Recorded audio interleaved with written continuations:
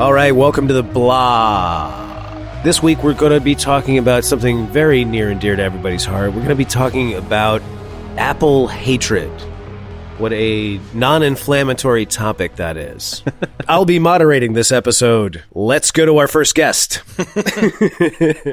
All right, so there are fanboys out there in the world. Whether you're diehard or not, everybody sort of lands in some camp. And then there's rabid fanboys out there that have deep hatred, and they love to spend oodles of hours letting their hate flow through them and out of them onto the internet, and that's a wonderful thing. So we thought that was sort of an interesting topic to discuss, so we're going to kind of explore that a little bit tonight.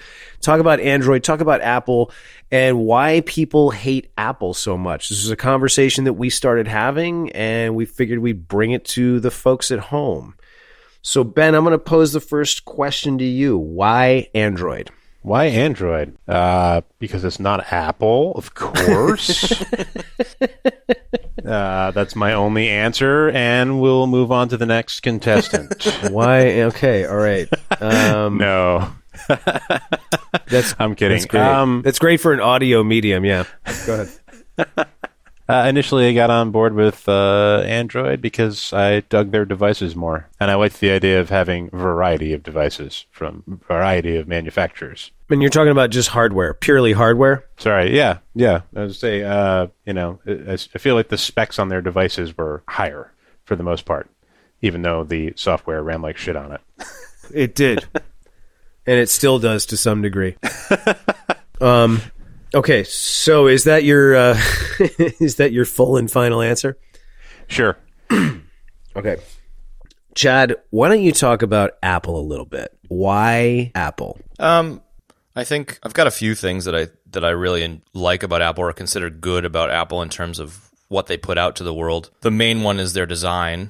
Also the fact that they're vertically integrated, and that means that they own the full stack of production, so research and development. They own the companies that manufacture. They own chip fabrication, design, and then they own the retail channel for sales and stuff. So it gives them a lot more control over their products, which I think shines through the actual iPhones and tablets, etc.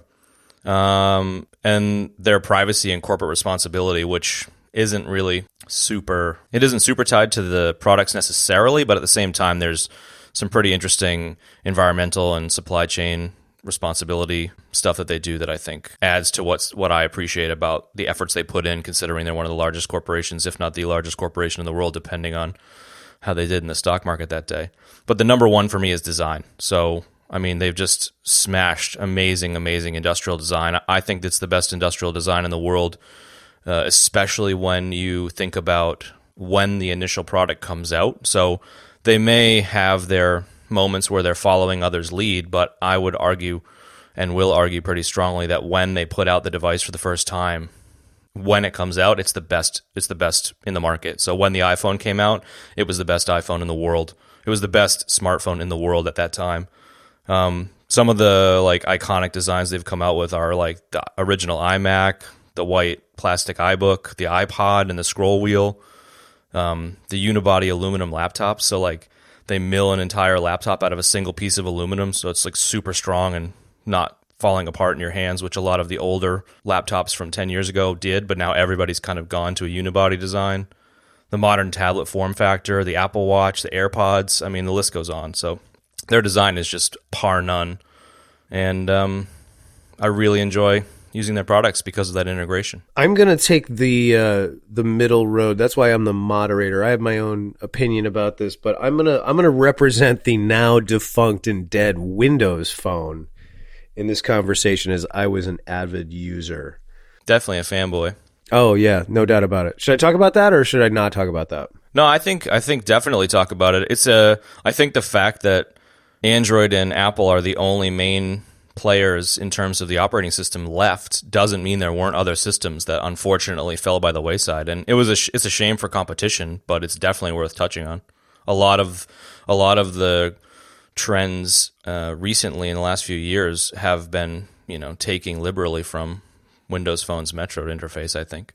Absolutely. And what you just said was actually really great. And I think you're right. There were a lot of players in the space. I know there's people out there that were huge fans of, Palm OS back in the day. Yeah, even like RIM and BlackBerry and oh my God, Black. How many crackberries did you know before like the iPhone came out and everything just sort of blew up into the stratosphere? I knew so many people like that, that like they were just glued to their BlackBerries all the time, Absolutely loved them, man. I still know people that held out as long as possible to avoid getting a software keyboard phone. They wanted the hardware keyboard up until a couple of years ago. Well, and that came back too. Like, there's a company called Key that's there's a company that's released a phone called the Key 1 and the Key 2, and they're basically BlackBerry phones, and they have a physical keyboard, just like they have the BlackBerry keyboard, and they're great. They're really cool phones. In fact, Michael Fisher over at Mr. Mobile, he's a huge fan of those. He carries one of those as one of his everyday carries. So there. Yeah, at least for some phones, you can get a fold-out case that has a keyboard built into it that you can use as well. Yeah, that's true. I like the idea of like a keyboard, hardware keyboard. For people that like that, that's fine. But I appreciated it probably wasn't an original idea at the time necessarily, but I appreciated when Steve Jobs introduced the iPhone, talking about how a software keyboard can be anything, whereas a hardboard keyboard, you're stuck with the keys that are there. So a software keyboard can go away when you don't need it, and you can be full screen with a video or something. Or even like the keyboard itself and what's on the keys can change depending on what app you're using or what you're doing. And so for me, I feel like a software keyboard is a no-brainer. And it's fine if people are into the hardware keyboard thing, but I do feel like it's definitely a bit of a relic of a different time in computing. And I think the world's moved past that. I don't know, man. I mean, I get what you're saying, but I think that those hardware keyboards, some people just love it. They like the tactile feel of keys under their thumbs, man, and that's what they want. That's what they're comfortable with. That's how they connect. And I appreciate that. I've heard that from a lot of people. A lot of people have lamented the going away or the death of the keyboards. My first smartphone had a flip out keyboard. It was an HTC, and that thing was great. And the screen just sort of diagonaled up. It like flipped into a diagonal, so it almost looked like a laptop in its like orientation. And you just sit there and thumb at it. It was great. I loved it, man. And it's like you could reach up and touch the phone if you needed to, but for the most part, the keyboard did the work, and it was great. I would totally be into using a physical keyboard again. In fact, I've looked at that Key 2, that BlackBerry Key 2 a couple times and thought like, maybe, because BlackBerries now run Android. So, there you have it.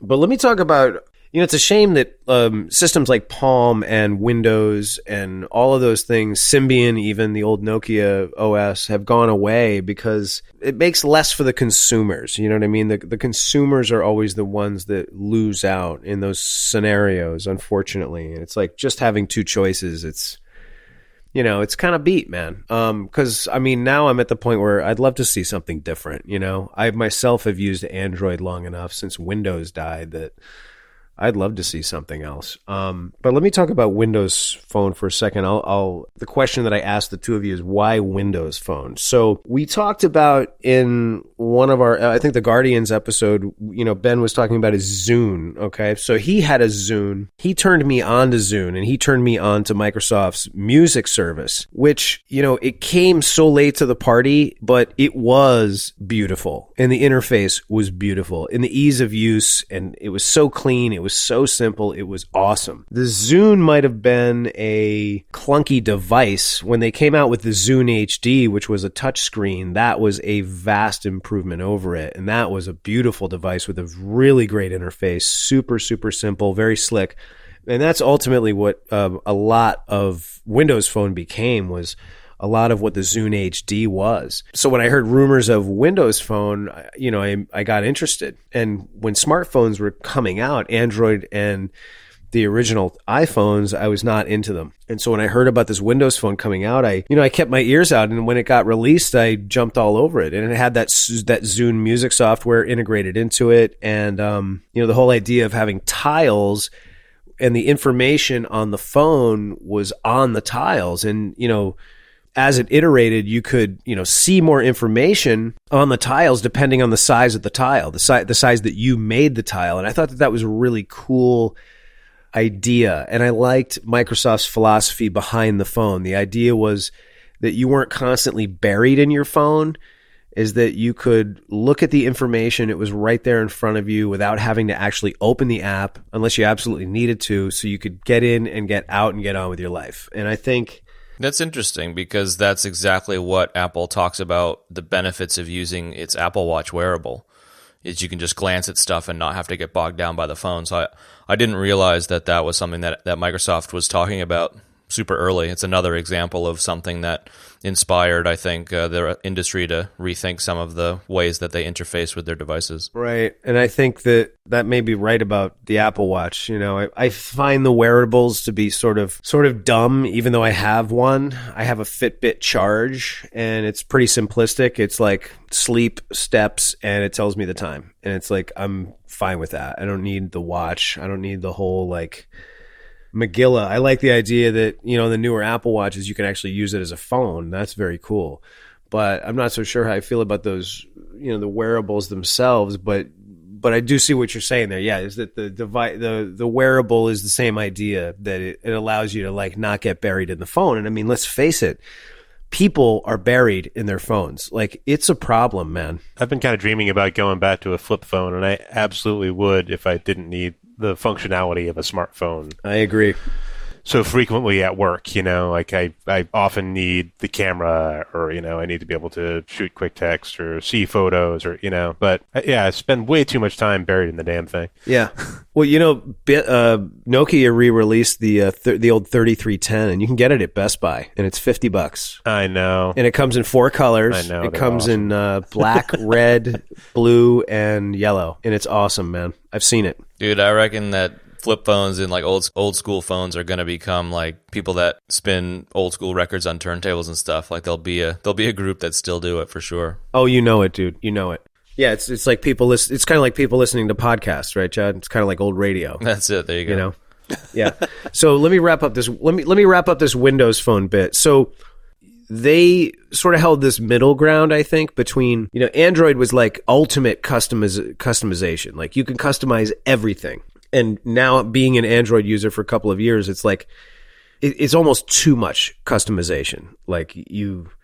It's like there's too many things to choose from, too many ways to do things sometimes on the phone. In Apple, it was very tightly controlled and sandboxed, and Windows sort of walked the middle ground between the two.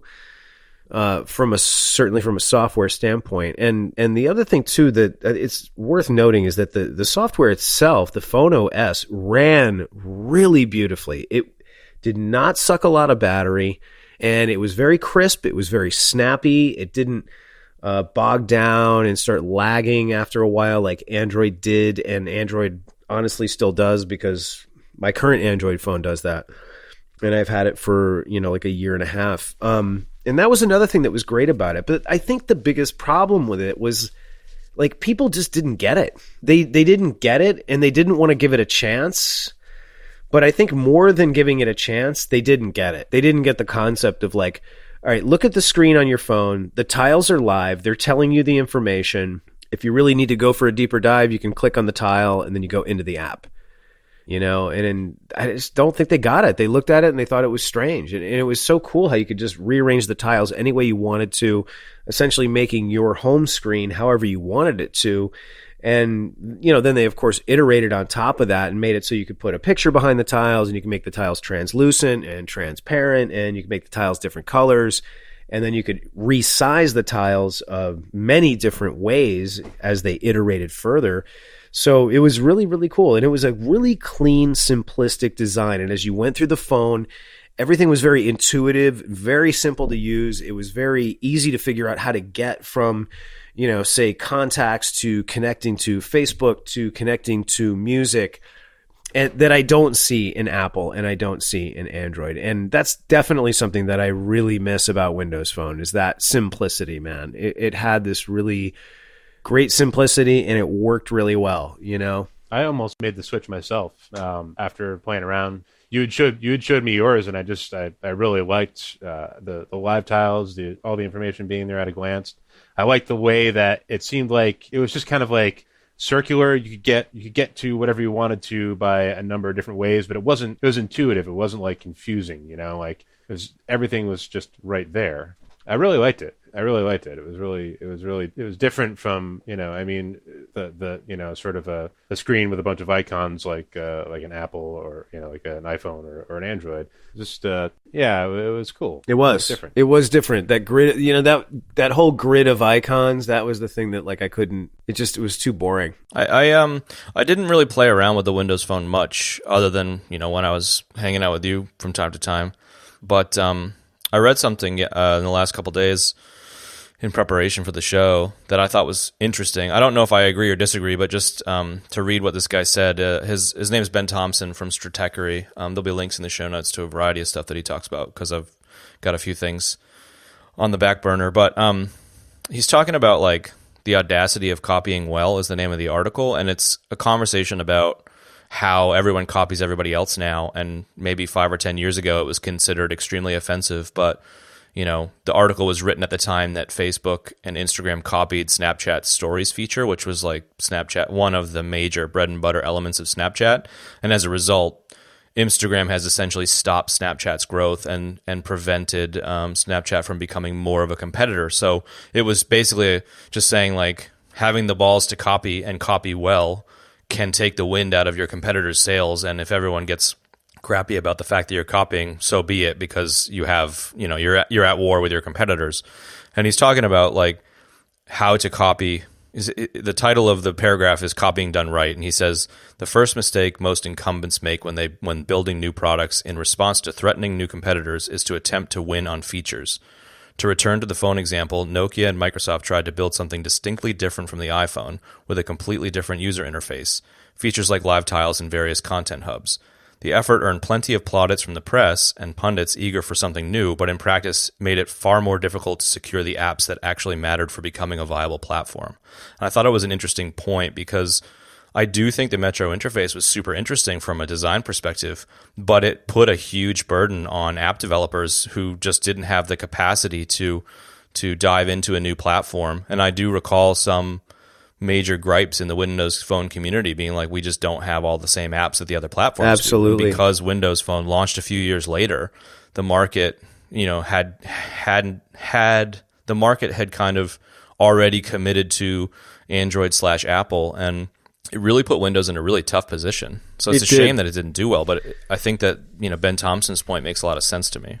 It does. And I'll say something else about that is that, the shame about it is that if somebody had been savvy, they could have gone in there and they could have started developing all these apps for Windows, and it would have been like the frontier, man. And there would have been nobody around, and they could have just taken it all. You know what I mean? And helped the platform grow at the same time. And nobody stepped up to do that. That's what surprises me now thinking back on it. I didn't think about it at the time. Yeah. The lack of apps was definitely a killer. Yeah. And it was a challenge for Google as well. It's not so much of a challenge now, to my understanding, but the iPhone and or smartphone is 10 plus years old, and 5 years ago, I think that there was a decent amount of apps that were iOS only, and it's only recently that they've started, being both platforms from day one, so to speak, just because of their engineering resources. Right. But so this show is not about Windows Phone. So the show is about, why do people hate on Apple so much? Is it because they're so successful? Is it because they're literally the richest company in the world? Is it because they're the first $1 trillion company in the world? Is it because the fans are overly enthusiastic? What is it? I really just can't work up the vitriol for this anymore. There was a time where I really did hate Apple, but I don't anymore. But I think there are a lot of reasons to dislike them. Their users included, some of them can be problematic. What, just douchey fanboys? Douchey fanboys for sure is one thing that used to just drive me insane. Yeah, talk about all that. Well, you bump into those people that, they have no knowledge of anything else.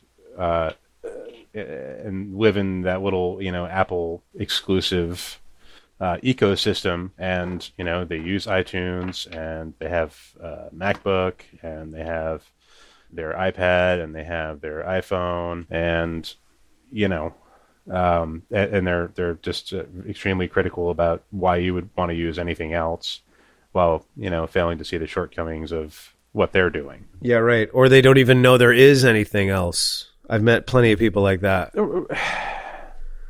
Yeah. I just I don't encounter it anymore, and honestly, it wouldn't bother me anymore. I have way bigger fish to fry in my life than to worry about Apple and its users. I feel like part of it is that the original customers of Apple before they blew up with the iPhone were those customers, but now they represent a smaller chunk of the total customers because they sell 200 million iPhones a year. I'd say only, 20 to 30% at the highest possible end are rabid Apple fanboys, whether they're nice about it or not, and the rest of them are just normal people. And so there's less douchebaggery because there's just a larger pool of people in general. Yeah, I guess so. I mean, I'm kind of like Ben. I don't really pay attention to it anymore. I still and I mean, the landscape has changed. What's different? What do you describe as the differences? What's different? What's different now is that Apple's getting called out for doing some shady shit. I mean, to be perfectly frank, and yeah, totally. I'm very curious what specifically. I just am not aware of what it is. Just the throttling, man, on the batteries on the, isn't that right? Isn't the throttling on the batteries on the phones? Yeah, we can dive into that. I think that was a misrepresentation by the media, but sure. Yep, that was something that was certainly a controversy, whether it's valid or not. I don't know. They always seem to me to be throwing out more than what they are actually doing. I mean, they you're talking about how everybody copies everybody else, and it's yeah, I get that, but Apple always did it in this snarky way of copying somebody's feature and then acting like they invented it, which I thought was just really, I don't know what the word is, but I didn't care for that. I don't care for that, actually. And that's sort of what they do. And now I feel it's finally gotten to the point where they're coming out, they're we made this phone, it's this much thinner and it's this much lighter, and people are just kind of yeah, whatever, I don't really care anymore. Can you nobody's making better batteries on any platform, you know what I mean? Nobody's making better battery life, and really the things that people have been asking for years. It's I think the smartphones in general, now I'm sort of digressing into the general smartphone world. It's the phones they're full of gimmicky crap. It's none of that stuff is really necessary. None of it's really helping me do anything. If anybody really wanted to do something amazing with a phone, it's give me a battery that lasts 2 days or 3 days. Yeah, but it's a physics problem. It's literally a physics problem. They don't have technology that can do that based on the fundamentals of physics and remain at a similar form factor. You'd have there was a recent Energizer phone. Did you see that came out? No. Yeah. I was just that was that. an inch thick. The Energizer phone was an inch thick and it lasts a week, but it was an inch thick, so obviously that's a bit dramatic, but in order to get a couple days, you would need to be something in the realm of double your current phone thickness. And I think the market there is a smaller market that probably would be all over that, but I think the general market would probably not be super interested. In the same sense that there's people that buy functional vehicles and there's people that want, sleek and sexy vehicles, I don't know. There's just different tastes for different people. So I take your point in the fact that, and especially Benny back earlier on in the show, I take your point that having a bit of variety of choice on devices is nice, but I don't know. I still feel pretty strongly that Apple has the best integration, and they do work really hard on things like battery life because they own the full stack and they're constrained by things like batteries and the chemistry and the physics involved with the limitations of that. But they build their own chips, and they were the first to the market with a 64-bit chip that was all about battery and energy savings and stuff. So I get a day and a half out of my phone. If I go all day with my phone and forget to plug it in overnight, it's still on the next day. You know what I mean? Yeah. Well, so do I. But throttling people's batteries then is the totally opposite of that. That's what I don't understand. Sure, but the throttling of batteries issue, it didn't actually occur the way that the media narrated it. And so in a quick summary of the throttling, or the quote-unquote throttling issue for listeners is there were people that ran some tests on old devices that found when they updated their system the devices ran slower. And when Apple responded to this is all from memory, so I could be getting some things wrong. Please forgive me. Send your emails to Kev. When the media got a hold of the thread, they pushed this throttling narrative, and Apple's such a shitty company, blah, blah, blah, and Apple's response wasn't the best response in the world. When you actually dig into it a little bit, all they were doing was running the operating system on the phone at the fastest possible speed that the hardware was capable of doing. And obviously a newer phone is going to be faster than an older phone, and an older phone, if it has issues, will crash. And so what Apple was doing was, if there was a possibility of a phone crashing, stopping, and needing to restart, they would slow things down so that it wouldn't crash, stop, and restart. So it wasn't necessarily throttling things because of a bad design. It was new software that's designed for new systems, trying to optimize it so that it ran on old systems so that people didn't have to buy new phones and could continue using their older phones. Yes, it would slow down in certain circumstances, but it would slow down because they thought that it would be better for the phone to slow down than to stop. And I think that it's reasonable when you think about, like, you can have the phone go full speed and crash every 10 minutes, or you can have it slow down a little bit from time to time so that it doesn't crash. And it kind of makes sense when you think about it from that perspective, because putting a new system on an old phone, no matter what manufacturer makes it, you're going to run into certain problems. And I think the media blew it a little bit out of proportion. Well, maybe they did. Maybe they blew it a lot out of proportion. I don't know. I mean, yeah, I get what you're saying. That makes total logical sense to me. You know what I mean? Well, I think the thing was that, people, they didn't say anything about it, and that's fair. Yeah, they didn't communicate it well. Considering that, considering what they've done, nobody who uses an Apple product should be surprised that that they're kind of being handholdy and doing something like that.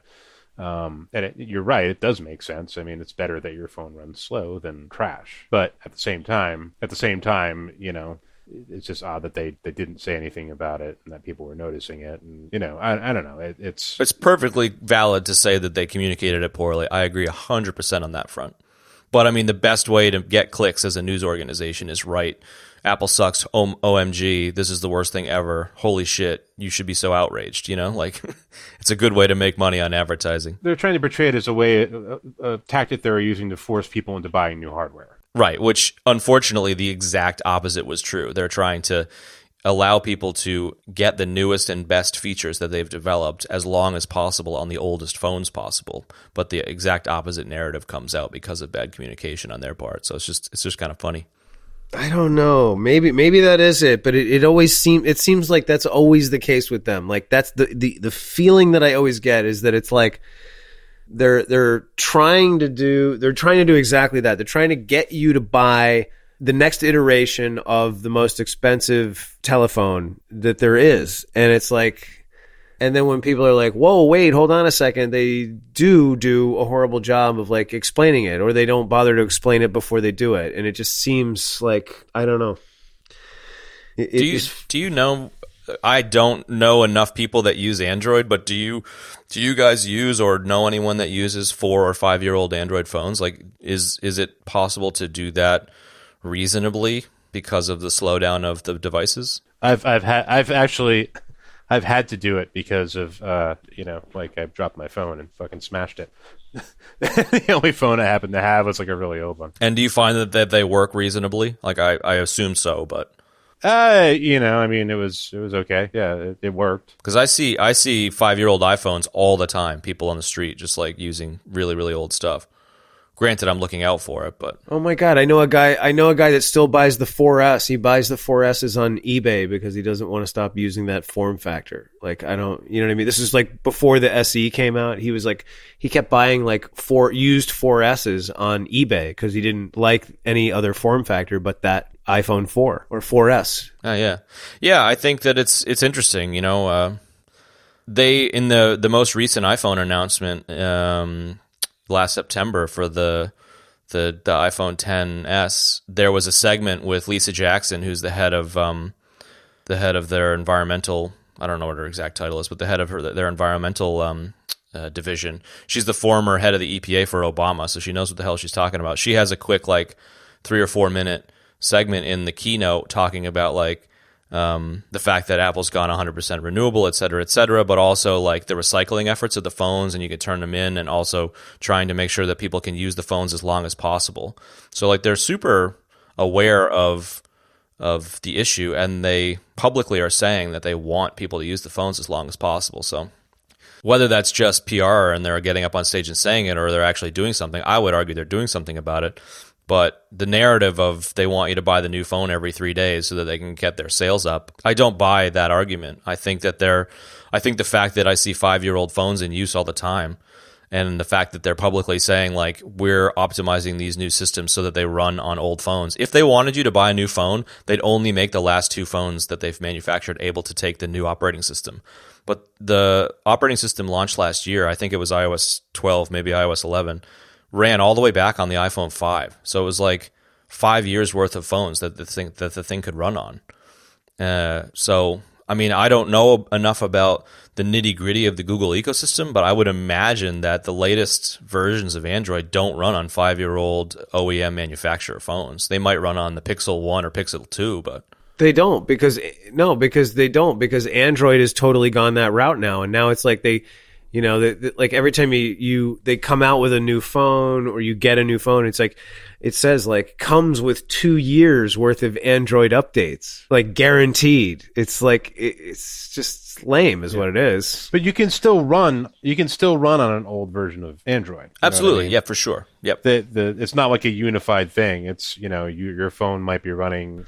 You're right. You can't download Oreo on an LG G4. Like you can't do it. Right. Yeah. So I think like the fact that you can use an old phone with an old operating system is good. Yeah. Part A. Part B, companies allowing their newest systems to operate on the oldest phones, and whether it's technically possible, indicates that they're willing and want people to use phones for a long time. And maybe it's not a conscious choice by Google, but the fragmentation issue and not being able to load new systems on old phones means that you will have to buy new phones by definition. Whether it's intentional or not, the result is the same. So like people can use an iPhone 5S with the latest and greatest operating system and potentially get another year or 2 of use out of it. They can, whereas but that may not be the case for other phones. Well, I don't think it's the case for any of those phones. And like I don't think for a second that like, yeah, I get like Apple's like, oh yeah, we want people to use their phones for 5 years, but it's like I think they want people to buy more phones, because if they don't, well, they do, but they're not going to force you to stay the richest company on the planet. And it's like,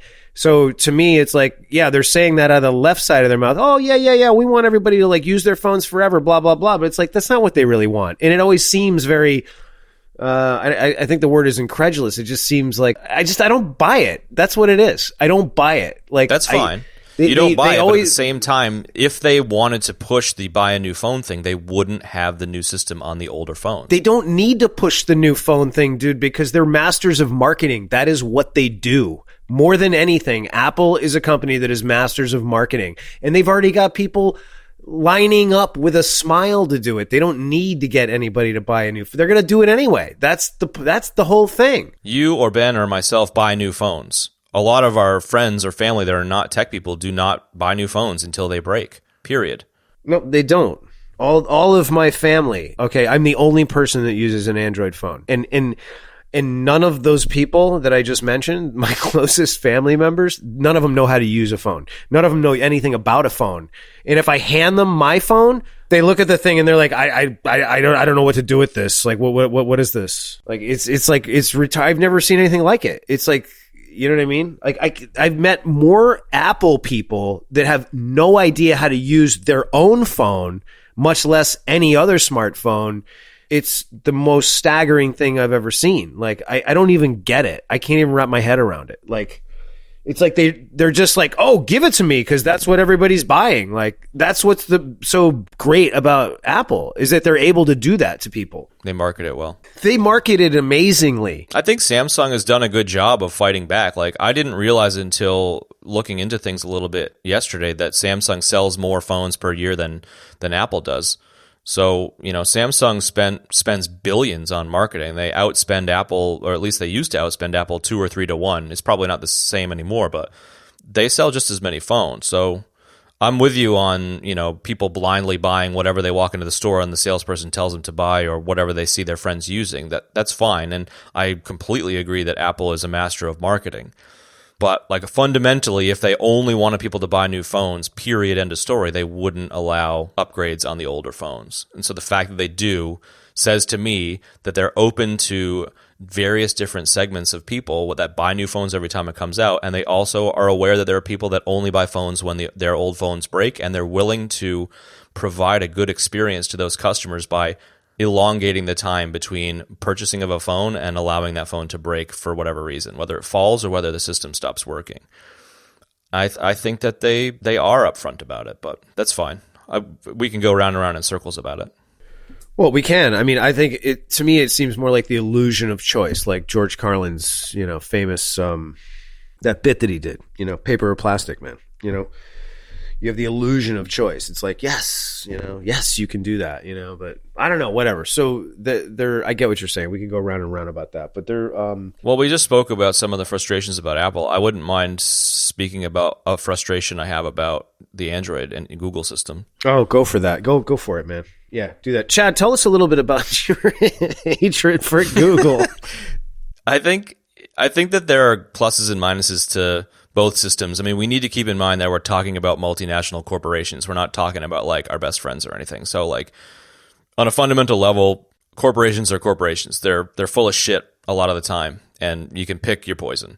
But one of the things that is a serious negative for me when it comes to Android and Google is the fundamental business model of Google, which I know is an old trope, and I know you both probably rolled your eyes to have to talk about this advertising model again and the privacy thing again. But no, I'm not. I agree with you, actually, because I don't really like any of them. But my understanding is before the iPhone existed and before it was even a glimmer in the eye of Steve Jobs or whoever, Google purchased Android so that they could stem any sort of risk of Microsoft dominating a smartphone market. So they purchased Android and came out with a free operating system that anyone could use because they were afraid that Microsoft was going to swoop in, come out with their own phone, and take off and dominate the smartphone market like they dominated the PC market. And if they dominated the PC market, Google was concerned they would lose the search traffic because Microsoft could put their own browser and search abilities on their phone and blah, blah, blah. Google's dead. Yeah, that sounds totally reasonable to me. Absolutely. It's 100% reasonable from a business point of view and from a strategy point of view. So if that's the reason why Google invented Android and gave it away for free, then that means that the purpose of the system is to allow them to maintain a funnel of data that can inform their bread and butter, which is search ads, and advertising. So as a result, Android is a major generator of data for Google, and that generation of data comes at the expense of the user. So your phone I totally is agree. tracking what you do in a significantly larger way than any other system is tracking what you do. And at the moment, Android and Apple are the only two systems. But I was looking at a study that was talking about how in a 24-hour period, Google's phone, without the user being aware, in the background, sent 340 times, communicated with Google with location data, 14 communications per hour with location information, all kinds of stuff that the user isn't aware of. Routes taken, items purchased, music listened to, and all that data can be put together into personas that can then be used for advertising purposes. And I think that as a result of that data collection and a result of a slightly separate topic, which is the fragmentation of devices, there's a serious privacy issue and a serious business model difficulty that would make me very nervous about using their phones. No, the difficulty is that the business model is about violating people's privacy, man. Yeah. And I'm not I think Apple's the same way. They're like, oh, no, we're all about privacy. Like, I don't buy it, dude. I don't buy it for a second. And I actually agree with everything you just said, Chad. Like, to me, it's like the lesser of two evils, sort of, and not even, you know what I mean? Like, that's how I feel about it.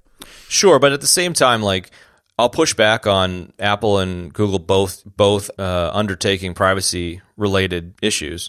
I'll take issue with you saying that Apple also participates in that, because Apple sells hardware. So like Apple makes its money and its profit from selling devices. And the best way to sell devices is design good devices, and good devices is going to include the industrial design, the software design, and the experience of the customer. So to maximize the customer experience, they'll do a variety of things, whatever, but they're all about getting the sale of those devices. To go back to your previous point, whereas Android is fragmented, there's multiple different vendors that sell the phone, so Android makes its money from the data that it collects. And so Apple, from a business model point of view, doesn't need to gather the information in the same way. Sure, they gather some information, but they've talked about how they anonymize that information through a method called differential privacy. And we don't need to get into it at all, but just I feel like the difference in business model means that Google has to harvest data in a certain way, and Apple doesn't have to if it doesn't want to. And they've publicly said that they aren't going to. And while you may not believe that, when the CEO, Tim Cook, says they're doing that, if he's lying because they're a publicly traded company, he goes to fucking jail. So he has to be saying things in a true way, at least on a fundamental level.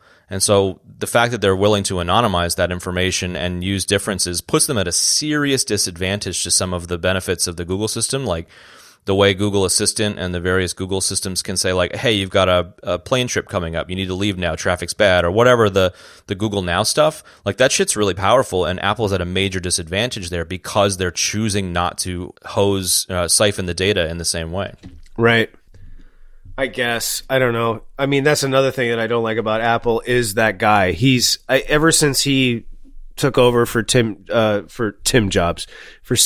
Jobs, like, he just, I don't believe anything that's coming out of his mouth. He seems so phony to me. You know what I mean? Tim Apple. Yeah, Trump called him Tim Apple the other day. Finally, we get Ben from the peanut gallery hurling a grenade at us. Yeah, I haven't been able to chime in much here. No, I get what you're saying, Chad, but also, Google's nosiness I find is actually rather helpful 90% of the time. Like you said, that Google Assistant, the Google Now features, all that stuff it's good stuff, And I don't have anything to fucking hide. And to be honest, I don't mind if I had targeted advertising on web pages that are going to have advertising anyways. Like if it's trying to show me something that I was just doing a search for, so be it. Big whoopee fuck. Like what, I wasn't, it doesn't really matter to me, But it's fine right up until the point where a government takes that data and uses it to arrest people. Like, I know that's very sensationalist, but if the data exists and it can be subpoenaed by various power structures and governments, like, it is dangerous to have that data floating out there. I agree. And so, like, there is a conversation that can and probably should be had about privacy in general. And my personal opinion is that there should be a very clear framework and regulation by the government on data privacy. Totally. Oh my God. I think because almost all of the people in the government are 700 years old, it's going to be a while before that happens. But I do think that privacy is a major, major, major issue. And especially people growing up now, like our kids are going to have serious issues with like not getting a job because of some shit they wrote when they were 7 years old, et cetera. Right. I'm with you. I mean, like, it's sort of like, whatever. Like, this whole conversation is about preference, really. I mean, ultimately, that's what it boils down to. It is. And people getting pissed about, this, that, or the other thing. It's like, I think Apple's shady. Like, I don't like the way they do business. Like, I don't like their sandbox. I think they don't play well with others. Like, I'm just going to blurt out all the things I don't like about them. They don't, like, it's like they don't cross-pollinate their software with other company, like on other platforms, which makes the consumer lose out, like on things like iMessage and FaceTime, for instance. Like, I find that incredibly irritating. And it's like, Google's on everything. They make everything available on everything, even though there's only two things now. I mean, Microsoft was the same way. They made everything available on everything. And it's like, Apple's like, nah, we're not going to do that. And it's like, it just irritates me. But it's a business model thing. It still irritates me. Google being on everything is more sources of data. Apple being on everything removes their differentiation, which reduces the need for people to buy their devices. So it's just a fundamental business model thing. Exactly. I got to say, one thing I hated about Apple was the fact that I believe they purchased Logic and made it proprietary. They did. And Logic was like the software that I like to use to produce music. And I was damned if I was going to buy a fucking extremely overpriced, Mac Tower that's not, that's got all the same guts in it as a PC anyways, it was an Intel chip and all that, just so I could have Logic, that kind of shit drives me nuts about Apple in general. It's fair. And that's probably my biggest gripe with them, to be honest. Everything else, I could say that they build, one piece computer, things that end up obsolete in a year, and fucking dumps full of iMac G3s, and people turning them into, it's like so common to walk into a house and see an old G3 turned into a fucking cat house, like just shit like that, like they tend to make these one piece hardware things that just they're iconic and kind of cool and all that, but like within 5 years they're filling landfills, like there's thousands of them just thrown away. You can't upgrade them, I think that's a super fair criticism. Whereas like my first PC was a fucking Dell that I kept running for, years. Like, I mean, it wasn't, at one point, I'll admit, it wasn't even the same computer anymore. It was literally a completely different, all the hardware was different. It was just still in the case. It was like a hot rod in a station wagon body. It was just still in the case, exactly. But I mean, for a while, I kept that thing running by just upgrading, for years. And even the case, if you want to get there, I mean, was still useful at the end, and you don't get that. But then again, I own I can't do that with my smartphone, and I have a Surface tablet that you can't pull apart and upgrade. So it's just not possible anymore because the devices are too small. Yeah. Yeah. Right. Exactly. I think. Yeah. Well, it depends on what you're doing, but yeah, it can be.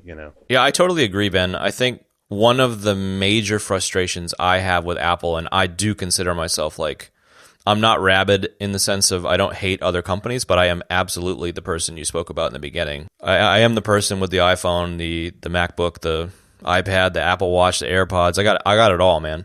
I don't have any hatred towards any of the other companies. I do have, like I said a second ago, an extreme hesitation towards the privacy stuff. But again, as you said, Kev, that's a preference thing.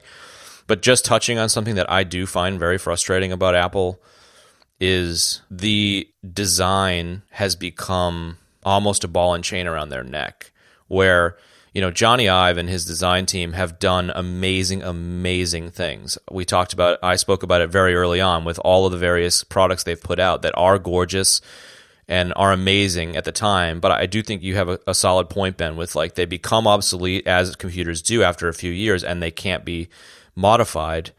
And we're getting to a point in the Apple community where the design aesthetic and the beauty of the device takes precedence over the usability of the device.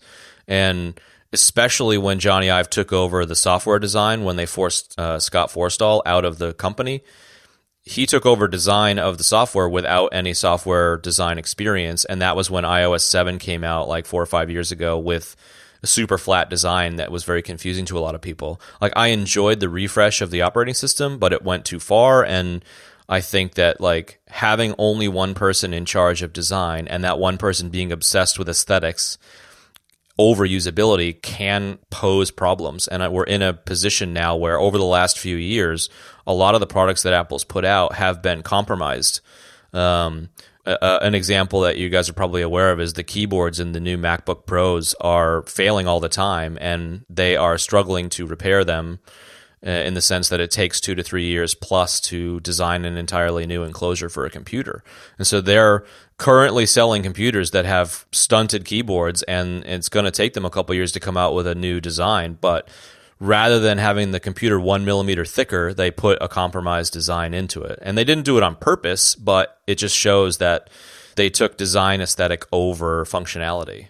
Way over functionality. You're right about that. And that's one of the things like that's been one of my, like we talked about the other day, Chad, we touched on like how great their design language is. Like, it's so good. Like, it's gorgeous, but like their shit is beautiful. All of their devices, in my opinion, are gorgeous. The aluminum stuff is just amazing. Yeah, I don't share it. I don't get it.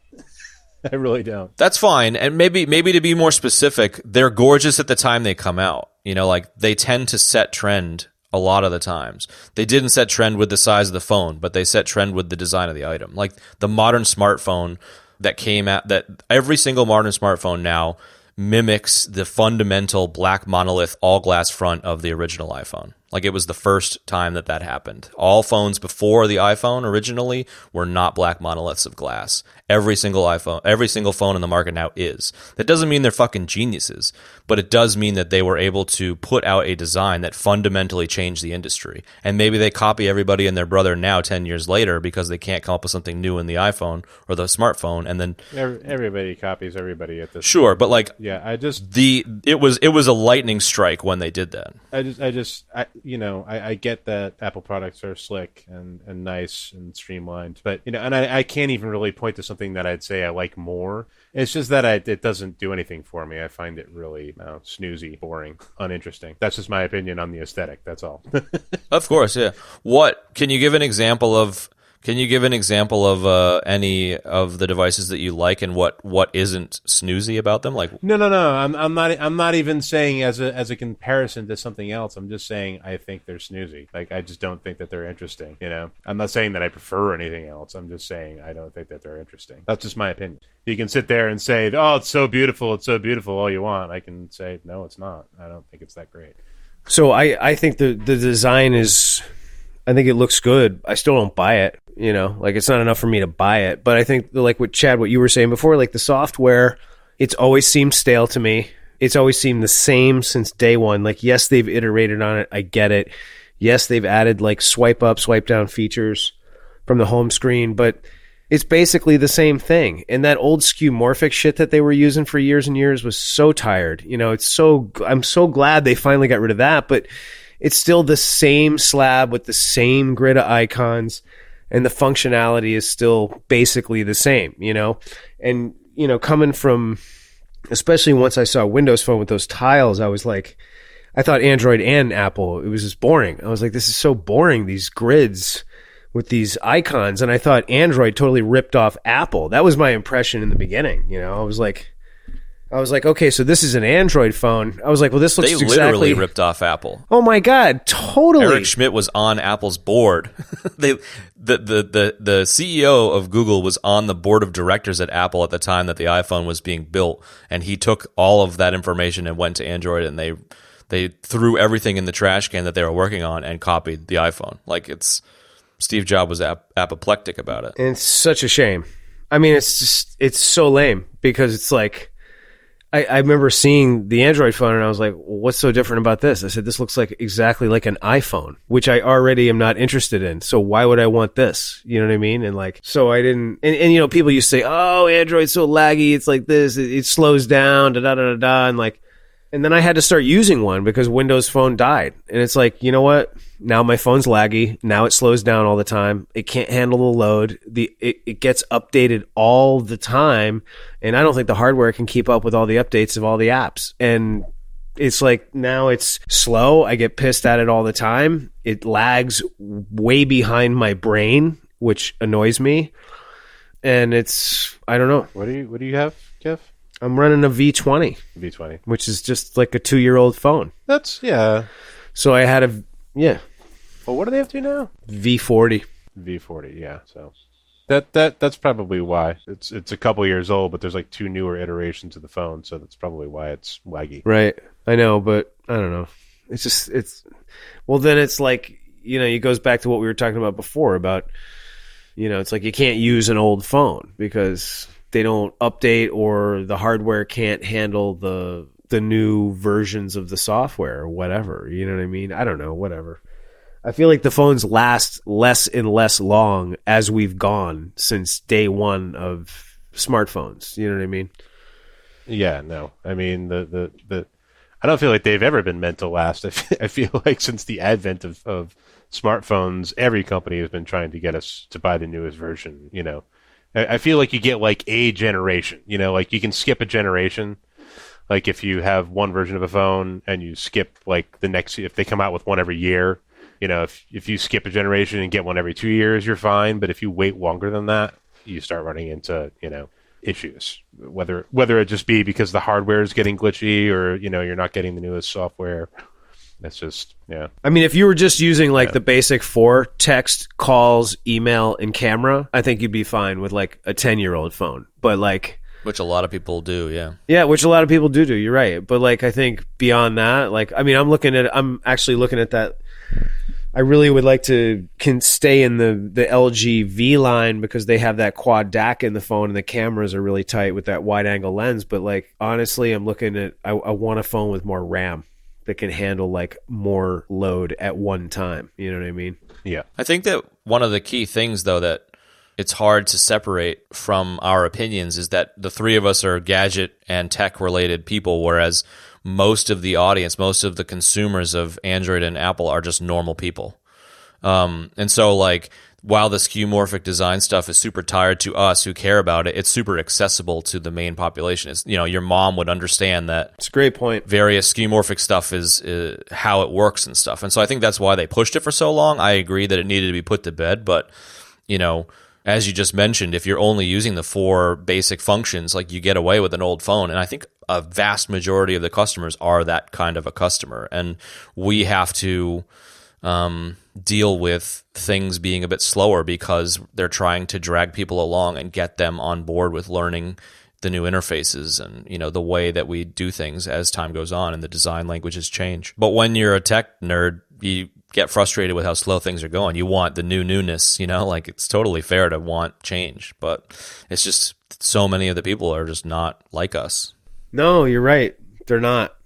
And it's easy to forget about that. It's easy to not think about that, What would it take to get you guys to use a Apple phone for like 3 months or something? I would do it, I guess. Is it even possible? Yeah, it's possible. But it's just like, I don't know. Like, I kind of look at it like, oh, well, like the LG's got like this and this. I really like that. And then I look at like, oh, the OnePlus 6T has like this and this. And I really like that. It's like the Apple phone. It's like, it's just that. It's just, you get what you get, Yeah, I really, really have a problem with Mac OS. It is ass backwards to me. I don't like it. It is never.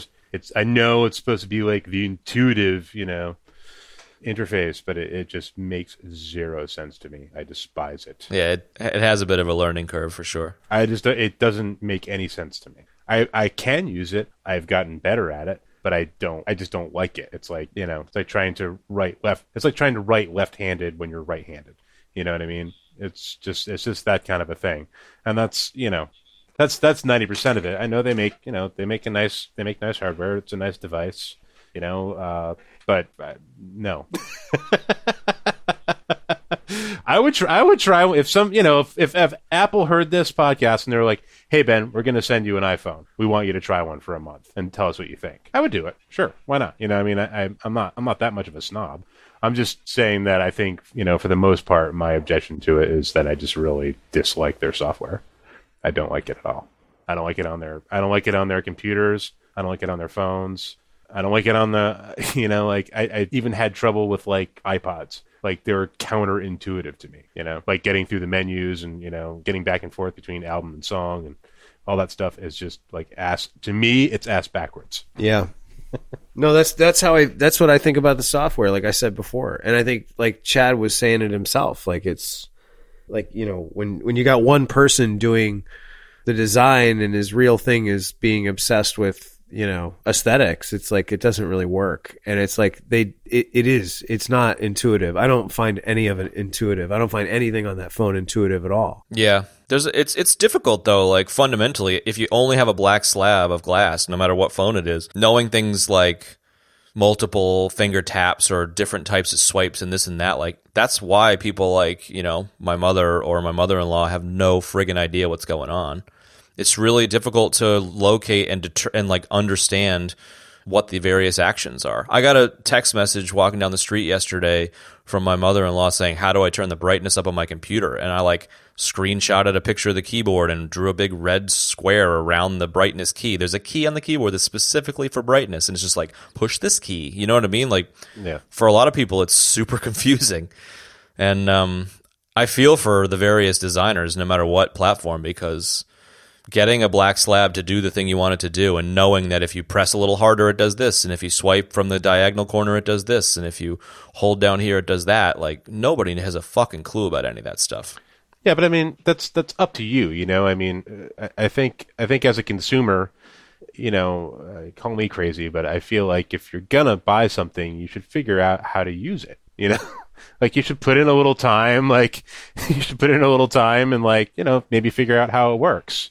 Instead of just, you know. Yeah, see, that's the way I am too. I don't understand this. I can't deal with like Apple users that are just like, you hand them your phone and they're like, I've literally had people like go, I don't know what to do with this, like, here, and like give it back to me. It's like, are you fucking kidding me? Like, what? Really? It's like, really? You're gonna do that? You're gonna hand me the phone back because there's no way you could possibly figure out how to press the camera button on my phone? It's that foreign? Yeah. It can be. Like, my father-in-law has had a variety of Windows and Android phones, and he always asks me to help him with something, like, because he's not super technical. So he'd be like, oh, I can't do blah, blah, blah. And I'll be like, okay. And then, you know, I don't know either because I've never used that phone, but I'll Google it and you look into it and you kind of, it takes a little bit of effort to figure it out when you're not used to it. But I can understand being like, come on, guy, at least try, when they just hand the phone back. Like, if you were to hand me your phone and I were to get stuck, I'd just be like, hey, how do you open this up? Rather than just like hand it back to you with like, and like spit in your face and say, what the fuck, you know? Yeah. I don't know if it's because I'm an Android user, but I feel like when I was talking about having a problem with Apple fanboys, I feel like that's the kind of that situation, Kev, that you brought up kind of perfectly encapsulates things. It's like, that's what I'm saying. It's like you hand them your phone so they can take a picture, and it's like you've handed them a log of shit. Like a literal log of human shit, and they're just like, ugh, like there's like a physical aversion that comes out, and like they can't even be bothered to like touch the screen. Like it's that revolting. And but how perfectly does that fit with the fact that we were calling the Zune the shit brown Zune with corn kernels last week? I think it's fitting. Yeah, that's funny. Well, I mean, understandably, that was Boo Brown. I mean, so I think that's totally fair, though. It is confusing to me when I am handed an Android phone. Like, a friend of mine handed me an Android phone so that I don't even know what I was doing, but I was going to type something for them, and they had a swipe keyboard. And so, like, I completely had no idea what I was doing. And it wasn't because I am an idiot, and it also, my reaction wasn't like, what a piece of shit. It's just that I had no idea what I was doing, you know? So there are people that have that turd in hand reaction, and they are immature douchebags, but there are also people that haven't used the system and that they're just be like, oh, okay, I don't really know how to use this. And I'd be more okay with the latter, and the former can go and fucking hang out in a hipster coffee shop and fuck off, you know? Amen.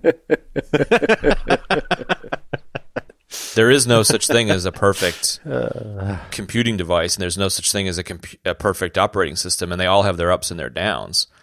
The fanboy stuff can just fuck off because we just have bigger fish to fry, like you said, Ben, these days, and we just don't have time for that shit anymore. I don't either, and I don't care either anymore. But I do feel like a lot of the Apple hate is residual from a different time, and like, I don't know, like it's almost like foreign exchange student style stuff. Like if you guys had never heard of Apple before and like landed and set up shop, and you'd be like, okay, that's interesting, and you wouldn't immediately be like, oh, they're such assholes, you know. And maybe you'd meet some asshole Apple people, but I think that a lot of that stuff is older residual stuff, you know. And I think for Apple, or at least for me, Microsoft bailed Apple out when Steve Jobs came back to Apple after being kicked out. And if it wasn't for Microsoft bailing Apple out, they would have gone out of business. And so, like, I know, and nobody ever talks about that. At that point, I kind of like stopped hating on Microsoft. And when Bill Gates was on the screen during Steve Jobs' keynote talking about Microsoft bailing them out, people in the audience were booing. It was just like, and Steve was like, no, guys, no, don't boo. They're no longer the enemy. Like, they helped us, you know. And it was just like, I feel like that was a big moment in the Apple community where like, it was just time to pull our heads out of our asses and stop being douchebags. And some people got the message and some people didn't. And I feel like at this point, there's no perfect system. But in terms of preference, I prefer the Apple ecosystem. And I can understand that you guys prefer the Android ecosystem. I've never really, the privacy thing for me is like a fundamental stumbling block for me. Dude, it bothers me too, man. I get it. But like, I feel like Apple, like, like when Steve left, I don't know. I feel like they did what you just said. They got stuck their heads back inside their asses. I mean, they're. Oh, when he died, you mean? They're just, when he died, when he left, like they're too far afield now. Like there's nothing left. And I think part of the problem too is that everybody's expecting them to innovate some amazing thing.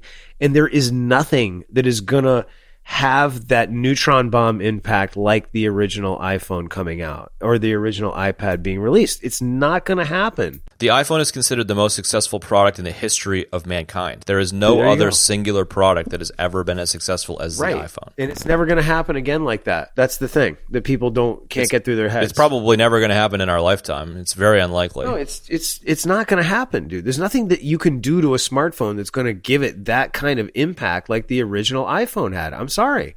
And I feel like, sadly, like all these like Apple lovers, man, they're sitting there waiting for that to happen. And it's like, you are going to be sorely disappointed, man, because it's never going to happen like that again, you know? The only possible thing I can think of, obviously not being able to tell the future, that could change the world the way that the smartphone changed the world is maybe VR, maybe like people logging out of the real world kind of stuff. But it's probably a generation away. Like it wouldn't surprise me if it wasn't like another 20 or 30 years before something like a Ready Player One environment is possible. But that I could see something like that maybe changing the world. And I'm not necessarily saying for the better, but VR's already been around and people are just not into it. I get what you're saying, Chad, but it's like it's here already and people are not grabbing it, you know? So maybe you're right. Maybe it will be, it's going to take 10 years or 20 years, but it's like, I think people are not like, you know, they see movies like Ready Player One, they've seen The Matrix and they like, I don't really want to live in that world. You know what I mean? I mean, maybe it'll get bad enough then that they'll have to. Our kids, Chad. Well, I appreciate you guys taking the time to talk about this. I know that we're all pretty sick of shitting on Apple and stuff. We've got bigger fish to fry, but I think it's an important conversation, and it is an interesting time in the industry to touch on it and discuss it, because things have changed a lot in the last 10 years since the first smartphone was launched. They have. And I mean, the one thing that we didn't talk about that I brought up the other day was that, you know, the landscape has changed in terms of the fact that, you know, Apple's not like, they're not crushing it anymore. They're not crushing it like they used to anyway. Like they've had the first, you know, times when their sales are down. So it's like, you know, like people are getting less interested or whatever. And I mean, that goes for like the whole smartphone field too, and the market's saturated. People that are going to buy the phones tend to have them. Yeah, the market's oversaturated. But it's like people are going to focus on Apple because they're like, they've made so much money selling way less phones than everybody else. So, you know, they've been that top dog for so long. It's like, yeah, people are going to talk about it. Yeah, and the media cycles always wants to take a hero and knock them down. Oh, whatever, dude. The media. I get it, yeah. The goddamn media. Hero. Yeah, thanks for the chat, guys. I really appreciate it. I think it was an interesting topic. Yeah, and I'd just like to say thanks for the folks at home that tuned in, and don't be sure to tune in next week, folks. We're going to sort of continue our conversation about music that we started a couple of weeks ago. So if you like that one, you'll like this one. So tune in for that. Beyond that, I just wanted to say great chat, and again, so long and God bless, folks. Chat soon, dudes. Great chat, boys. Night, everyone. And that's going to wrap up this week's episode. If you want to find links to the stuff we spoke about today, you can find them in the show notes in your podcast app of choice or at the website ebd.fm/4. If you have any thoughts on the show or an idea for a topic, hit us up on Twitter at ebdpod. You can find me at Molverine on Twitter. That's MOHLVERINE. Chad is at ChadNormal on Twitter. And Ben is at Jarhigo on Twitter. That's JARHEEGO. Thanks for joining us. We'll see you next time, folks.